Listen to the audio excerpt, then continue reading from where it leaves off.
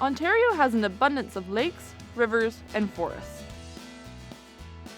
Early settlers were awed by the area's beauty and what seemed like limitless trees, clean water, fish, and wild game. Today, we know that limits do exist and that it takes action now to ensure that future generations can enjoy the riches our country has been blessed with.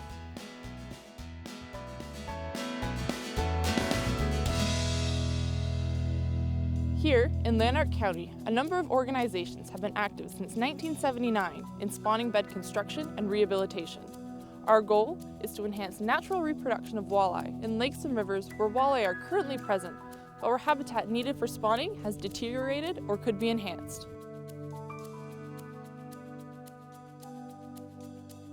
With this video, we would like to share some of our experiences.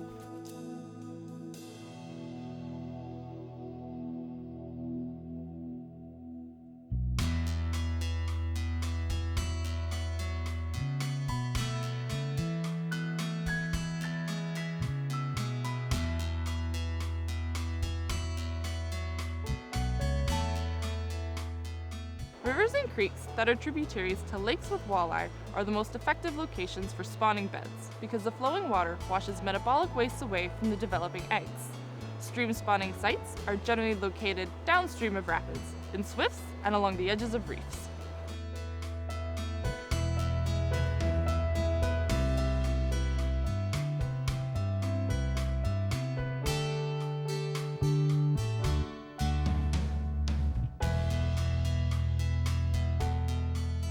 Here, on the Mississippi River, we were rehabilitating an old spawning bed that had been constructed in 1979.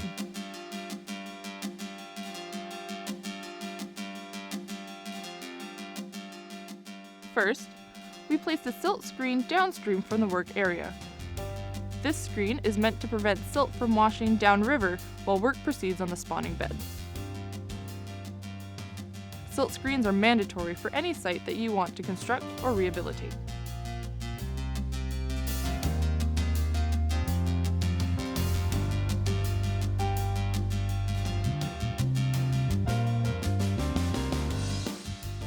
Once the screen was in place, the old spawning bed was removed. The bed had silted in and was overgrown with vegetation. This may have been because cement structures were impeding the natural flow of the water. Next, we brought in the rocks. Before placing them in the water, we made sure that they were clean.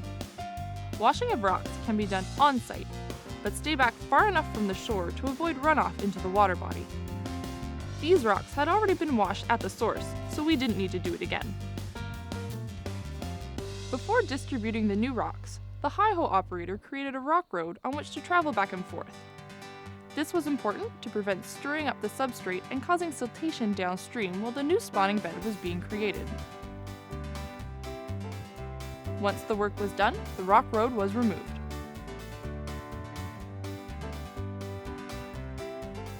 How the rocks are distributed is very important for the ultimate success of the project.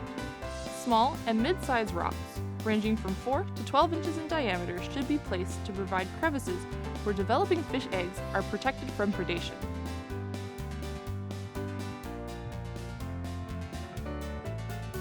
A few large boulders, 3 to 4 feet in size, should be randomly placed to provide resting areas for fish spawning in the fast-flowing springtime waters.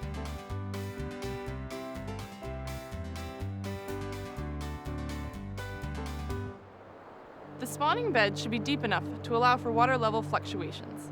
Fish spawn needs to remain submerged during the incubation and hatching period and must be well oxygenated in order to hatch successfully.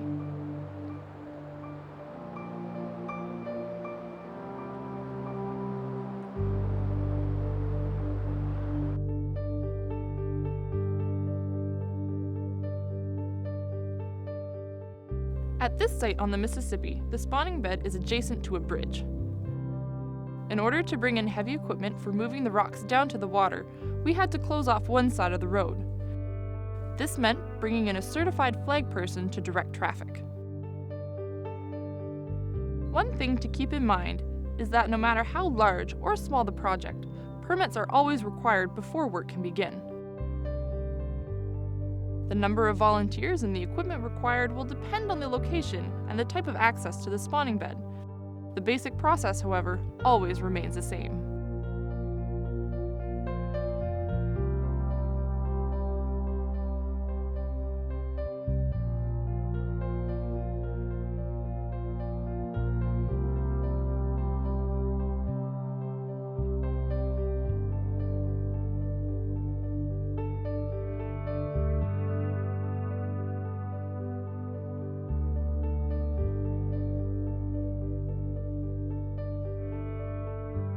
Having a crane here was a huge help because the rocks had to be placed in a large area extending out quite far from the bridge.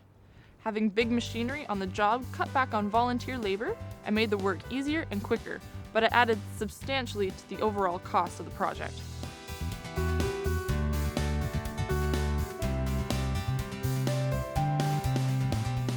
Not all sites require the use of heavy equipment. The least costly rehabilitation projects are those in small creeks or rivers with easy access. Here, you can do all the work by hand. You would, however, need more volunteers.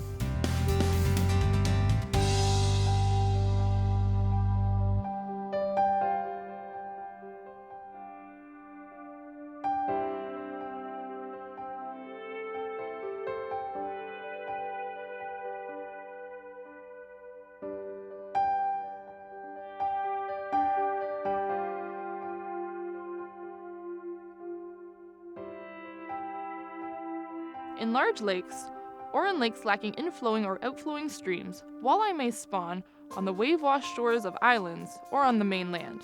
They may also spawn on mid-lake shoals.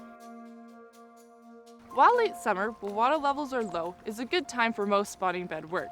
Mid-lake shoal projects are best carried out in the winter.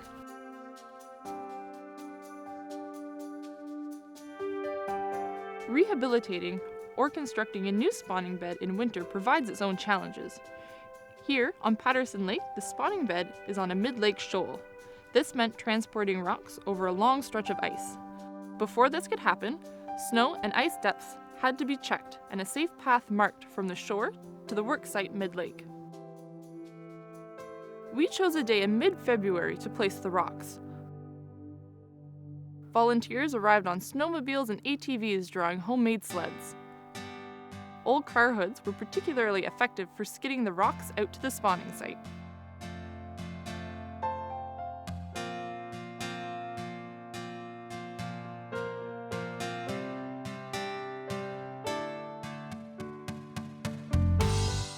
Other volunteers were out at the spawning site helping to distribute rocks evenly over the area. Come spring, the rocks fall through the ice and form the walleye spawning bed. Care needs to be taken to ensure that they are at least 2 feet below the summer water levels of the lake.